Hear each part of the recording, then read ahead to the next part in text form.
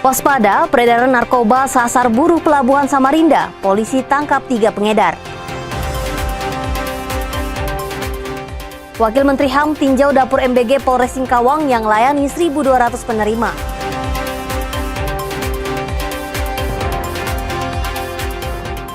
Siswa antusias belajar pakai smartboard atau papan tulis pintar program Presiden Prabowo.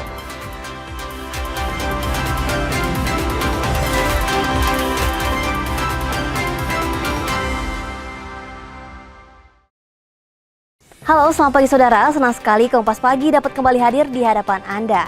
Kami telah merangkum beragam informasi menarik seputar Pulau Kalimantan untuk menemani Anda selama 1 jam ke depan. Bersama saya, Melian Tacung. Mari kita jelang Kompas Pagi selengkapnya hanya di Kompas TV Independen Terpercaya.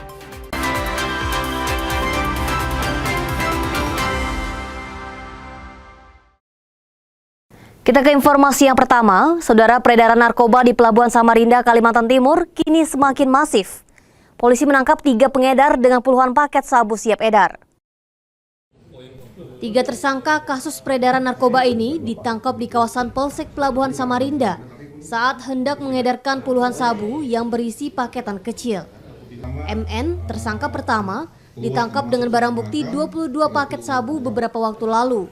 Sementara 2 lainnya, AT dan DR, ditangkap sedang membawa 22 paket sabu siap edar. Rencananya para tersangka hendak mengedarkan puluhan paket sabu kepada para buruh dan anak buah kapal di Pelabuhan Samarinda. Para pelaku terancam Undang-Undang Narkotika dengan ancaman minimal 5 tahun penjara.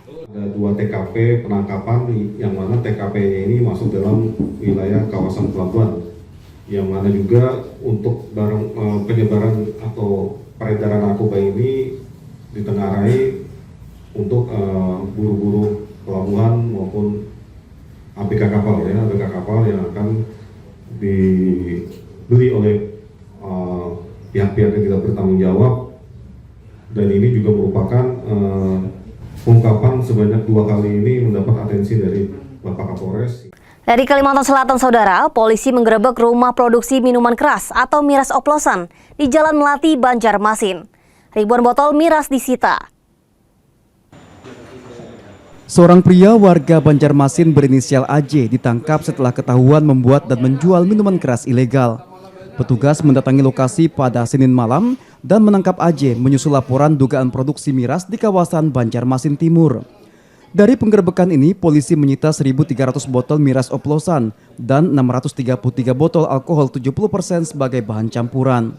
Tersangka membuat minuman keras ini dengan mengoplos minuman keras yang tersangka membeli melalui Shopee, kemudian diracik dalam 1 ember, kemudian mereknya disesuaikan dengan aroma yang dibuat oleh pelaku. Modus pelaku yaitu membeli bahan dan botol melalui marketplace, diracik ulang, lalu dikemas ulang dengan berbagai merek. Jadi ini semua isinya racikan. Setelah itu disegel ulang sama dia dan dijual. Itu dari keterangan tersangka. Oke ya. Pelaku yang sudah 1 tahun memproduksi miras oplosan kini dijerat dengan Perda Kota Banjarmasin tentang minuman keras. Nabila Ceva, Kompas TV, Banjarbaru, Kalimantan Selatan. Sorotan selanjutnya, seorang residivis atau mantan narapidana di Kota Banjarbaru, Kalimantan Selatan dilaporkan ke polisi.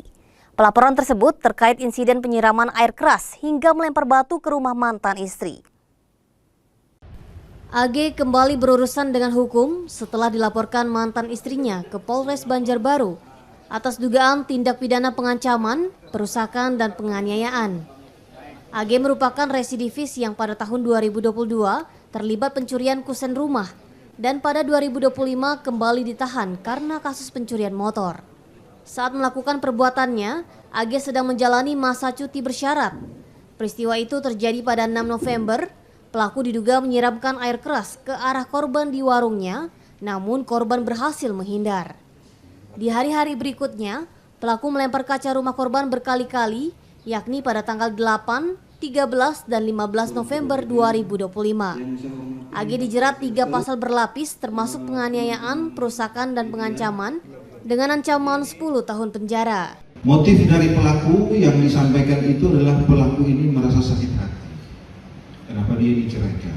Pelaku juga ini sedang menjalani hukuman, sedang menjalani masa cuti bersyarat dengan hukuman 1 tahun 2 bulan penjara yang ditempatkan di Lapas Banjarbaru kelas 2B dalam perkara pencurian dengan pemberatan. Masih dari Kalimantan Selatan, Saudara, jelang momentum Natal tahun 2025 dan Tahun Baru 2026, Polres Banjarbaru menggelar Operasi Zebra Intan 2025. Tidak hanya menindak pelanggaran, masyarakat juga diberikan edukasi jelang Operasi Lilin Intan di penghujung tahun. Digelar selama 14 hari sejak tanggal 17 hingga 30 November 2025 di wilayah hukum Polres Banjarbaru, Operasi Zebra Intan 2025 uji kepatuhan masyarakat sebelum memasuki momentum Natal 2025 dan Tahun Baru 2026.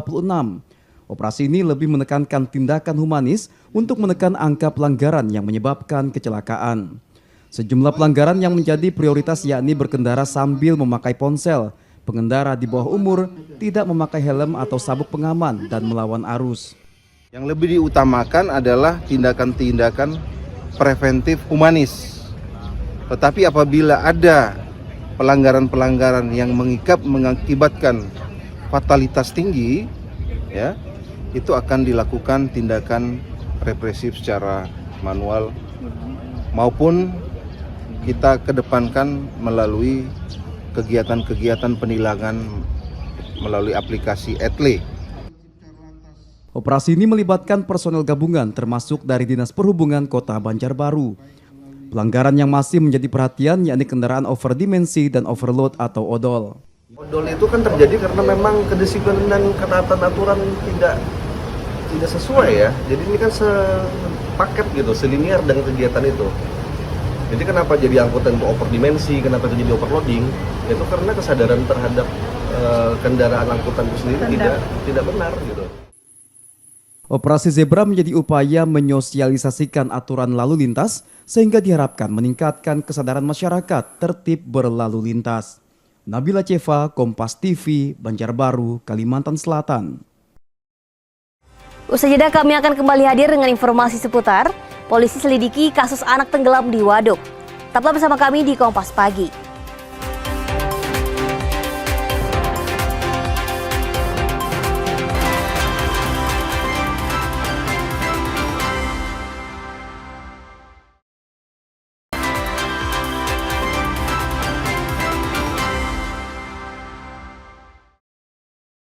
Terima kasih Anda masih bersama kami di Kompas Pagi. Saudara, dari Kalimantan Timur, peristiwa 6 anak tenggelam di waduk kawasan kilometer 8, Kelurahan Karangjoang, Kecamatan Balikpapan Utara, menyisakan duka mendalam bagi keluarga korban. Menurut keterangan RT dan warga, kawasan tersebut kerap dipakai berenang oleh anak sekitar dan tidak ada papan larangan. Usai kejadian 6 anak tenggelam di kawasan kilometer 8 Kelurahan Karangjoang, Kecamatan Balikpapan Utara, warga dan pihak keluarga melaksanakan sholat jenazah. Ketua RT 68 Karangjoang Arianto menyebut, genangan menyerupai kolam sudah lama ada di kawasan tersebut. Anak-anak kerap bermain dan tidak ada papan larangan, terlebih kolam tersebut tidak jauh dari jalan umum. Areal tersebut juga merupakan perbatasan dengan kawasan salah satu perumahan. Informasi yang kita dapat itu yang namanya anak-anak Pak, itu mereka ya kadang-kadang aja ada yang sebagian juga yang sering, kalau yang tua-tua kan yang sering itu. Dia di situ Pak? Ya kadang-kadang mereka pakai mandi-mandi ya. Itu memang nggak ada pelang larangan atau? Sementara yang kita lihat itu nggak ada sama sekali Pak.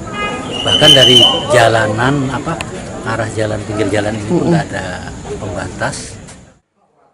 Sementara itu Isur, salah seorang warga yang melakukan penyelaman sebelum tim SAR gabungan tiba di lokasi bilang ada 4 korban berada di satu titik dan terjebak lumpur. Dirinya kesulitan melakukan penyelamatan sehingga hanya 1 yang berhasil dievakuasi. Posisinya dia tengkurap di dasar kolam. Di dasar, nah, itu kena lumpur? Kena lumpur, lumpur itu pendek. Kalau untuk posisi saya merangkak itu, tangan saya ini masuk di lumpur itu sekitar 20-30 sentian. Berarti terjebak mereka ini ya? Ya, Jebak lumpur ya. Itu memang satu titik ya Pak ya? 4 orang Kalau 4 itu? orang satu titik. Mereka saling berpegangan. Kalau untuk iya berpegangan 4 orang ini berjejer kan. Nah, jadi sudah kupeluk semua ini mau bawa naik ke atas di permukaan, nggak bisa karena berat. 3 lah, 1 yang kupeluk, 3 ini kususun kembali. Para korban akan dimakamkan di tempat pemakaman umum kilometer 8. Iskandar Amir Dahlan, Kompas TV, Balikpapan, Kalimantan Timur. Sementara itu, Polsek Balikpapan Utara masih mengidentifikasi pemilik lahan usai peristiwa tenggelam dan meninggalnya 6 anak di waduk, kawasan kilometer 8 Karangjoang, Kecamatan Balikpapan Utara. Polisi masih melakukan penyelidikan mendalam terkait peristiwa meninggalnya 6 anak di kawasan waduk kilometer 8 Karangjoang, Kecamatan Balikpapan Utara. Polisi masih mengidentifikasi pemilik lahan, sementara laporan polisi dan visum sudah dilakukan. Untuk pemeriksaan saksi sejauh ini belum dilakukan karena masih suasana berduka. Nantinya polisi akan meminta keterangan dari pihak perumahan WL, keluarga korban dan keamanan setempat. Dan lanjutnya kami lakukan penyelidikan untuk menentukan lokasi itu milik siapa. Ya, langkah-langkah sudah kami lakukan dengan visum, kita membuat laporan polisi, mengamankan TKP, membuat polis lain dan mencari saksi-saksi yang lainnya guna mengungkap lebih lanjut. Sudah berarti saat ini ada berapa saksi yang diperiksa? Sementara belum kami lakukan ya? Karena kondisi masih terbuka. Ya. Jadi kami menunggu situasinya agak membaik, kami akan lakukan pemeriksaan para saksi-saksi. Sementara itu, Pemkot Balikpapan akan berkoordinasi dengan pihak terkait. Nantinya tanda peringatan akan dipasang, namun warga sudah mengetahui kawasan tersebut merupakan kawasan terlarang. Ya, yang pasti pemerintah kota dari kami di level kecamatan kelurahan akan berkoordinasi dengan instansi terkait dan mudah-mudahan sesegera mungkin Pak Wali akan memfasilitasi kami untuk pertemuan dengan Forkopimda ataupun yang terkait keseluruhan dengan tindak lanjut nanti hasil rapat merupakan bagian dari apa yang harus kita lakukan ke depannya dalam waktu dekat dan segera seperti itu. Pak, nanti ke depannya ada kayak penyegelan atau penutupan ke areal tersebut? Kalau ini kami masih lihat tindak lanjutnya nanti kan seperti itu. Karena masih banyak beberapa informasi yang cukup berbeda-beda sehingga nanti para pihak akan harus ketemu di awal. Peristiwa 6 anak tenggelam di waduk kawasan kilometer 8 Karangjoang, Kecamatan Balikpapan Utara terjadi sekitar jam 17.30 WITA pada Senin 17 November 2025. Korban terdiri dari 4 perempuan dan 2 laki-laki. Iskandar Amir Dahlan, Kompas TV, Balikpapan, Kalimantan Timur. Beralih ke sorotan lainnya, saudara, dana transfer ke daerah dari pemerintah pusat untuk pemerintah kota Pontianak pada tahun 2026 dipangkas 223 miliar rupiah lebih. Wali Kota Pontianak, Edi Rusdi Kamtono menyebut pemangkasan ini berimbas ke sejumlah program pembangunan. Edi Rusdi Kamtono menyebut kebijakan pemangkasan dana TKD membuat Pemkot kembali melakukan penyesuaian anggaran pendapatan dan belanja daerah atau APBD tahun 2026. Selain terjadi penghematan di beberapa sektor APBD, sejumlah program juga terkena imbasnya, seperti perlambatan investasi akibat penundaan pengeluaran rutin dan mempengaruhi daya beli masyarakat. Meskipun terjadi pergeseran, namun Wali Kota memastikan kegiatan yang bersentuhan langsung dengan masyarakat tetap menjadi prioritas.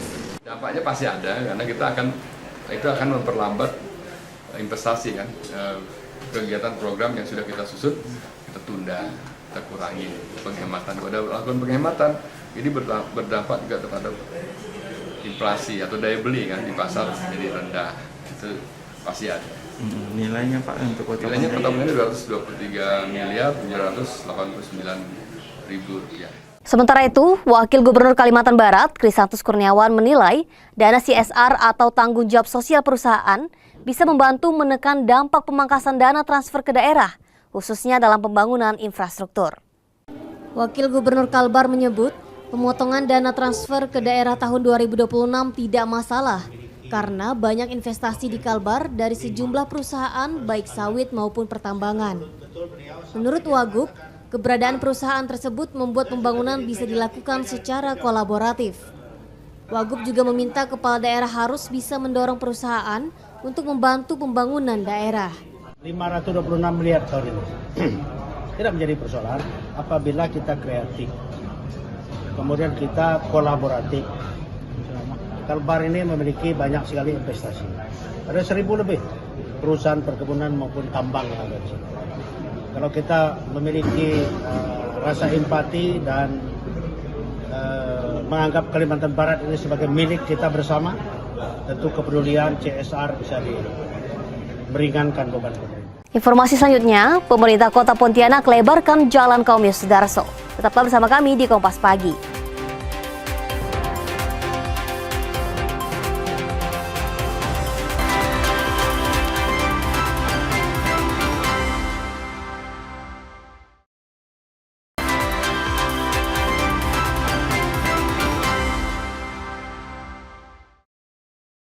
Terima kasih Anda masih bersama kami di Kompas Pagi. Saudara, dari Kalimantan Selatan, Satuan Pelayanan Pemenuhan Gizi Belitung Selatan buka suara soal pernyataan SMA Negeri 6 Banjarmasin yang menyebut belum menerima program makan bergizi gratis. Pihak dapur mengaku ada penyesuaian aturan terbaru sehingga MBG tidak bisa serta-merta disalurkan karena dapur baru beroperasi sekitar 2 pekan. Pemilik dapur, Aftahudin, menyebut seharusnya MBG mulai disalurkan pada Senin 17 November. Namun saat dihubungi soal data siswa, pihak sekolah tak kunjung merespon. Selama beroperasi 2 pekan terakhir, pihak dapur mengaku telah memprioritaskan SMA Negeri 6 Banjarmasin. Namun karena adanya aturan baru dari Badan Gizi Nasional soal batasan porsi bagi dapur yang beroperasi, memaksa pihak dapur mendahulukan sekolah dengan jarak yang jauh sesuai arahan nasional. Sementara terkait MOU 2 bulan lalu dengan pihak SMA Negeri 6 sudah berjalan sesuai prosedur. Sebab pihak SPPG mesti melengkapi sejumlah kelayakan sebelum mulai menyalurkan MBG kepada penerima manfaat. Pihak SPPG cukup menyayangkan sikap sekolah terkesan tidak sabar dan tidak ingin mendengar penjelasan terkait teknis penyaluran. Pihak SPPG akhirnya mengalihkan kuota MBG yang seharusnya disalurkan ke SMA Negeri 6 Banjarmasin ke sekolah lain, sebab pihak sekolah menyatakan ingin mencari dapur lain. Ternyata ibunya keburu tidak sabar, marah-marah terhadap kami. Kami bisa apa? Bukannya kami yang menjanjikan, tetapi aturan yang berbuat seperti itu. Kalau kami melanggar aturan, kami pulang yang kada salah, kada sejalan. Sedangkan ini bukan duit kami, duit pemerintah. Kita ngikutin arahan pemerintah. Mekanismenya ada. Kita ke Kota Singkawang. Wakil Menteri Hak Asasi Manusia Mugianto meninjau aktivitas dapur makan bergizi gratis yang dikelola Polres Singkawang. Dalam kunjungannya ini, Wamenham mengapresiasi dapur MBG Polres Singkawang. Selain dinilai bersih, juga dimasak langsung oleh juru masak. Mutu dan kandungan gizi makanan juga diawasi oleh tim kedokteran kepolisian. Selain itu, juga diterapkan standar operasional prosedur, yakni makanan yang dikirim untuk 1.200 penerima manfaat tidak melebihi estimasi waktu penghantaran 15 menit dari lokasi dapur ke sekolah penerima. Mugianto menyebut, aspek HAM dapat mencakup ketersediaan makanan, di mana visi misi Astacita Presiden Prabowo Subianto mengisyaratkan makanan istimewa dan bergizi tidak hanya dapat dirasakan oleh warga di kota, namun juga hingga ke pelosok negeri. Kota Singkawang di bawah kepemimpinan Ibu Wali Kota ini kan menjadi tidak hanya kota yang toleran, tapi juga kota hak asasi manusia. Ya, hak asasi manusia itu luas, kesehatan, pendidikan termasuk makan. Makanya beliau sangat komited untuk memastikan program MBG bisa berjalan di sini bersama yang SPPG yang dikelola oleh Polres Singkawang ini. Dari luar kita sudah kelihatan ini masih bersih, masih baru, dan di dalam juga bagus. Ada pertama fasilitas tempatnya sangat bersih, ada tenaga profesionalnya. Informasi selanjutnya, pemerintah Kota Pontianak telah menyiapkan anggaran sebesar 18 miliar rupiah untuk melebarkan ruas Jalan Kaum Yosudarso, Kecamatan Pontianak Barat. Proyek ini ditargetkan rampung pada tahun 2026. Pengerjaan Jalan Kaum Yosudarso ini dilakukan dengan desain lebar menjadi 16 meter. Wali Kota Edi Rosdi Kamtono menjelaskan, pengerjaannya sempat terhenti pada tahun 2022 dan baru dilanjutkan kembali setelah menjadi jalan kota pada tahun 2024. Saat ini upaya pembebasan lahan terus dilakukan di titik yang masih terhambat. Jalan Komjen Sudarso itu adalah 16 meter, ya. Sebagian besar udah 60% itu udah 16 meter, 40% lagi masih kondisi ada yang 9, ada yang 12 meter. Nah ini akan kita selesaikan nanti di 2026. Kita sudah anggarkan, sudah diprogramkan. Karena kemarin itu ada sedikit stuck di tahun 2022 karena itu status jalan nasional. Nah tahun 2024 kemarin dikembalikan menjadi jalan kota. Informasi selanjutnya, Pemkot Banjarmasin janji perbaiki SDN Basiri 10. Selengkapnya akan kami hadirkan usai jeda. Tetaplah bersama kami di Kompas Pagi.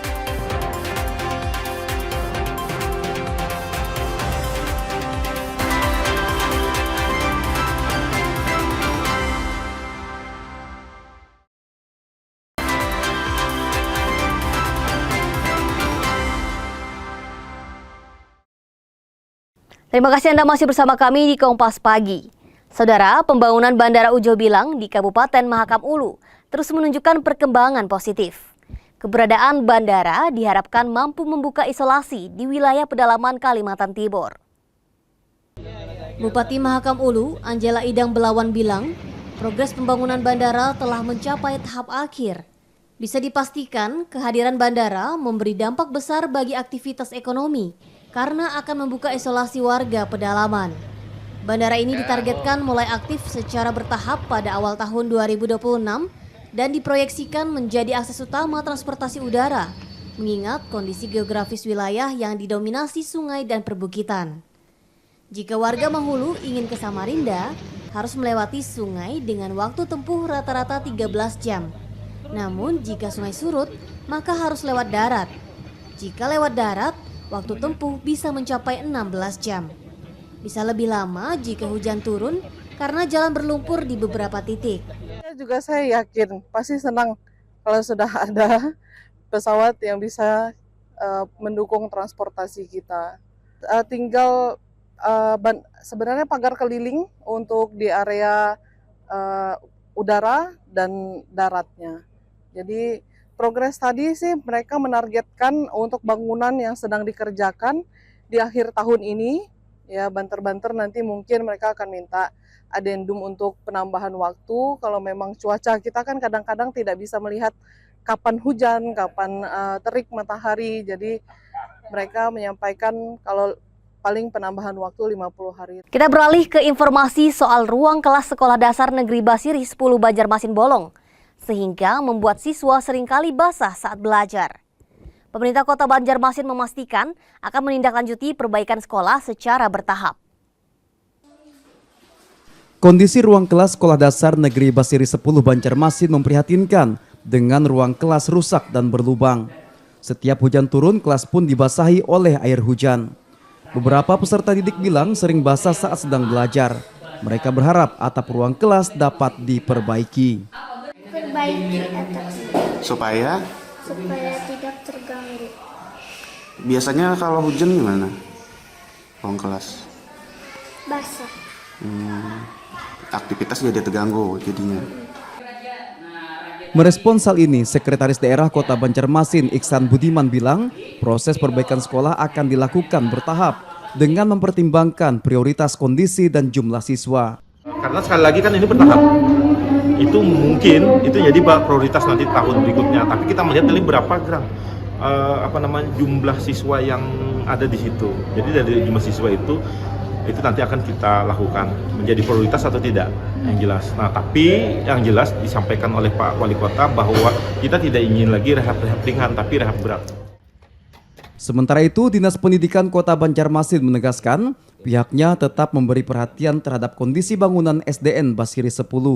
Untuk bangunan Sekolah Basiri 10 itu memang kami tetap ada perhatian untuk paling tidak kan memperbaiki. Nah, jadi nanti sekarang ini juga sudah ada ada pembangunan juga pelaksanaannya. Jadi nanti untuk bangunan induknya nanti kami cek dan akan perbaiki. Hingga saat ini bagian halaman panggung dan toilet siswa SDN Basiri 10 masih diperbaiki. Sementara rencana rehabilitasi lanjutan dijadwalkan tahun 2026. Sayyidah Aisyah Arpawi, Kompas TV, Banjarmasin, Kalimantan Selatan. Informasi lainnya, pemerintah Kota Banjarmasin siapkan 5.000 dosis vaksin DBD untuk siswa sekolah dasar. Program ini akan dimulai Januari 2026 menyasar 80 sekolah di 5 kecamatan. Program vaksin DBD ini nantinya menyasar siswa kelas 3 dan 4 di 80 sekolah dasar terpilih yang tersebar di 5 kecamatan. Proses vaksinasi akan dilaksanakan 2 kali dengan jarak 3 bulan. Saat ini program vaksinasi memasuki tahap sosialisasi ke sekolah-sekolah. Vaksinasi DBD untuk anak saat ini baru diselenggarakan di 3 kota di Indonesia, yakni DKI Jakarta, Palembang, dan Banjarmasin, sebagai upaya menekan tingkat kesakitan dan kematian akibat DBD. Sendiri sebenarnya nanti akan dapat 2 kali, tapi ada jarak. Jadi nanti misalnya kalau misalnya kita melaksanakan insya Allah di bulan Januari, 3 bulan kemudian baru nanti dapat lagi suntikan keduanya. Harapan kita sih sebenarnya memang mudah-mudahan di Kota Banjarmasin nanti misalnya angka penurunan angka DBD ya. Kemudian kita harapkan dengan adanya vaksinasi ini nanti walaupun dia misalnya sampai kena pun tidak sampai rawat inap gitu. Jadi kejadiannya tidak menjadi parah. Usai jeda kami akan kembali hadir dengan informasi seputar siswa antusias belajar pakai smartboard program Presiden Prabowo. Tetaplah bersama saya Melian Tacung dalam Kompas Pagi.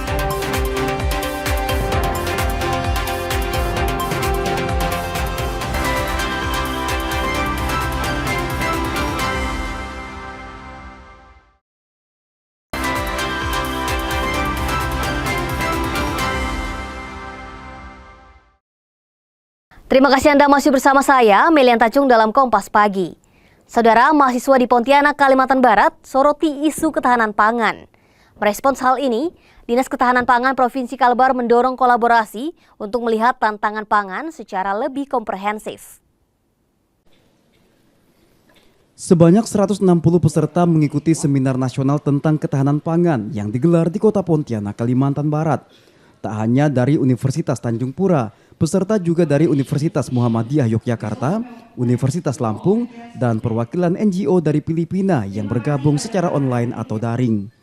Isu ketahanan pangan dipilih karena sesuai dengan kebijakan pemerintah Indonesia saat ini.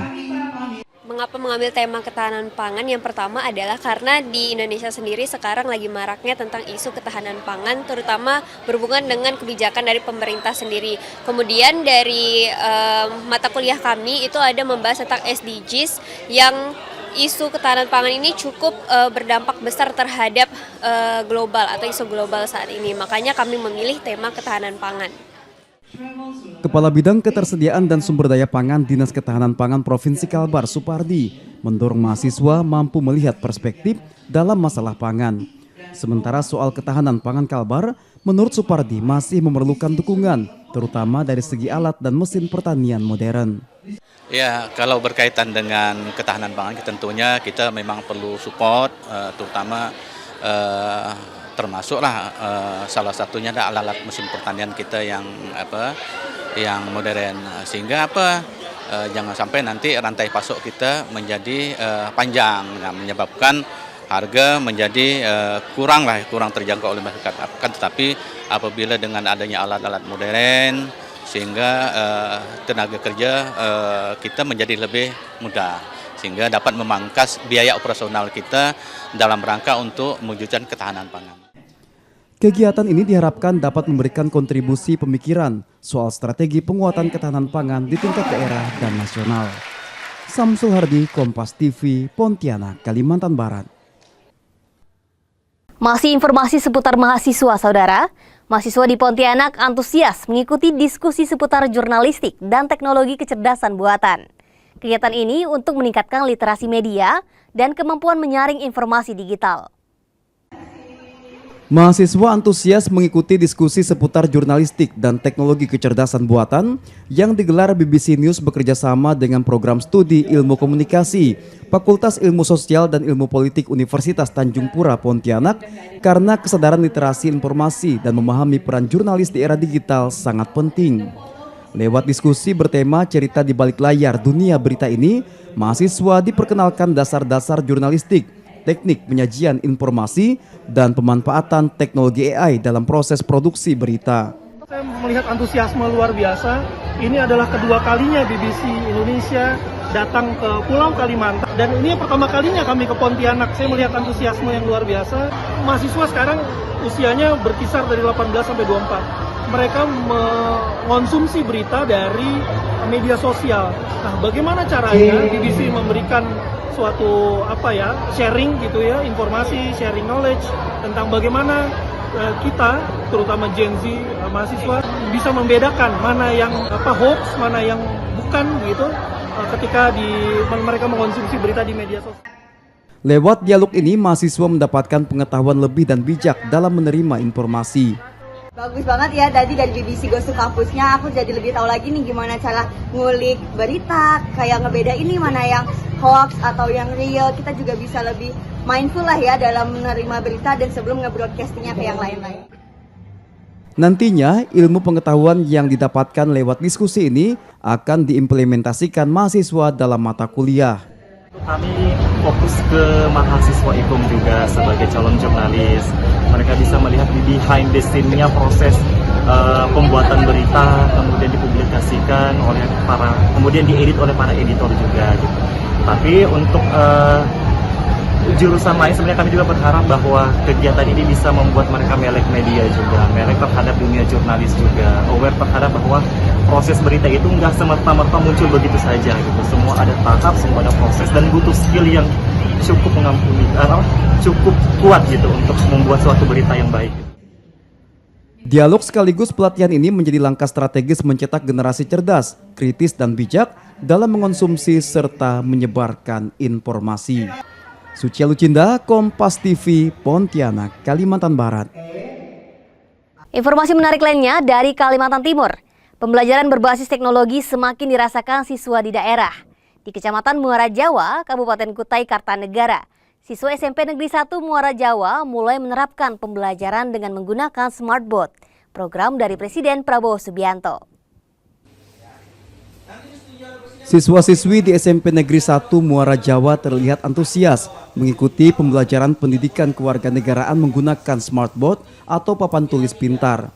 Perangkat digital ini merupakan bagian dari program Presiden Prabowo Subianto yang baru meluncurkan sebanyak 288.000 smartboard untuk seluruh sekolah di Indonesia. Hingga saat ini sekitar 75% sekolah di tanah air sudah mulai menggunakan smartboard dalam kegiatan belajar mengajar. SMP Negeri 1 Muara Jawa sendiri telah menerima smartboard sejak bulan lalu dan langsung dimanfaatkan di berbagai mata pelajaran. Kehadiran smartboard sangat membantu siswa dalam menyerap materi. Lebih mudah, terus kayak lebih canggih aja gitu, kalau mau apa-apa bisa langsung. Daripada harus pakai papan tulis yang harus dihapus berulang kali. Kalau menurut saya pribadi, kayak lebih mudah dijangkau aja gitu daripada pakai papan tulis. Tak hanya siswa, para guru juga menyampaikan pengalaman mereka dalam beradaptasi dengan smartboard. Mereka mengaku telah mendapatkan pelatihan untuk dapat menggunakan teknologi ini secara optimal, meskipun jumlah unit yang tersedia masih terbatas. Kami waktu itu ada pelatihan dari sekolah mandiri, memang dari perintah dari dinas, karena mayoritas kan guru-guru di sini memang guru-guru tua, jadi memang harus ada pelatihan supaya mereka mengerti bagaimana cara menggunakan whiteboard ini supaya bisa dipergunakan dengan maksimal. Kalau dari harapan saya pribadi, ya pastinya papan ini jauh lebih banyak karena kebetulan di sekolah ini memang penggunaan atau si papan smartboard ini memang kita punya keterbatasan jumlah. Dengan adanya smartboard, proses pembelajaran diharapkan semakin interaktif dan mudah dipahami. Sekolah masih memerlukan penambahan unit agar seluruh kelas dapat merasakan manfaat teknologi ini secara merata. Ihsanul Amin, Febri Ananda, Kompas TV, Kutai Kartanegara, Kalimantan Timur. Saudara, itu tadi informasi terakhir yang menutup perjumpaan kita pada hari ini. Jangan lupa saksikan terus Kompas Pagi dan program menarik lainnya hanya di Kompas TV Independen Terpercaya. Akhir kata, saya Melian Tacung mewakili segenap kru yang bertugas, mengucapkan terima kasih dan sampai jumpa.